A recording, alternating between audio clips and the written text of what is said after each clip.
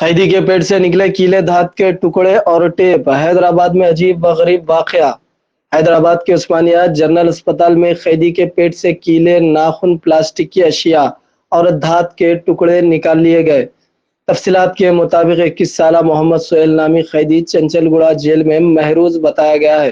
پچھلے کچھ دنوں سے وہ پیٹ کی درد کی شکایت کر رہا تھا۔ 8 جنوری کو جیل کے حکام نے اسے علاج کے لیے عثمانیہ جنرل اسپتال منتقل کیا۔ طبی معائنوں اور ٹیسٹوں کے بعد ایکس رے بھی کروائے گئے، جس میں پتہ چلا کہ قیدی کے پیٹ میں کیلے، ناخن، پلاسٹک ٹیپ اور دھات کے ٹکڑے ہیں۔ اسپتال کے ڈاکٹرز نے انڈوسکوپی کے ذریعے یہ اشیاء قیدی کے پیٹ سے باہر نکالنے میں کامیابی حاصل کی ہے۔ پتہ چلا ہے کہ قیدی نے یہ اشیاء وقفے وقفے سے نگل لی تھی۔ اس وقت مریض کی حالت بہتر بتائی گئی ہے۔